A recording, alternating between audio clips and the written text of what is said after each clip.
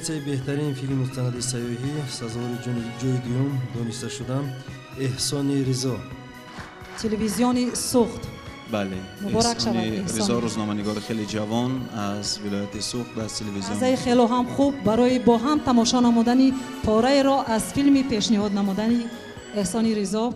وادی یغناب یکی از بلندترین منطقه اهالینشین تاجیکستان به حساب می رود و در این مکان آدمان زندگی می کنند که فرهنگ، زبان و زندگی نامه گذشتگان خیش را تا به امروز نگاه داشتند. یگانه چیزی که دقت سیاحان و دانشمندان را به اینجا جلب می کند همین فرهنگ کهن یغنابیان است و زبانی که تا امروز مردم اینجا نگاه داشتند. اینجا با زبان قدیمی خیش یعنی با زبان سعودی گفتگو می کنند و این زبان امروز همچون با زبان یغنابی معروفیت دارد.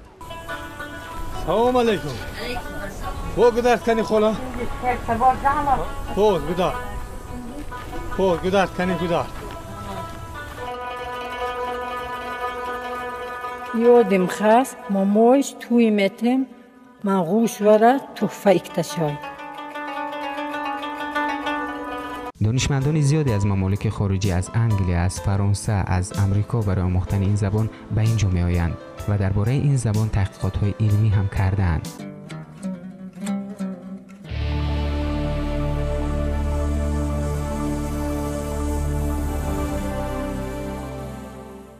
دانشمند انقدرش اوشو فیلسوف هند میگوید اگر شما در کوچه می روید و نفر گفت که و شما یک گلی رو دیدید، گلی شکفته رو دیدید و اگر نفر گفت که گلی زیبا و شما هم تکرار کردید بله گلی زیبا، شما زیبایی گل رو احساس نکردید، تو شما درک نکردید که گل زیباست.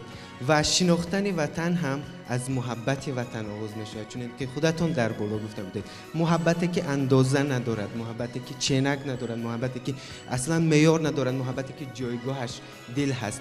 و من همین محبت و سلام و پیام گرم مردم سرزمین رو آوردم. درود و جهانی سپاس برای تشکیل کننده ها و دستاندرکاران این لایحه. سلامت باشید. مبارک باشد. مبارک باشد.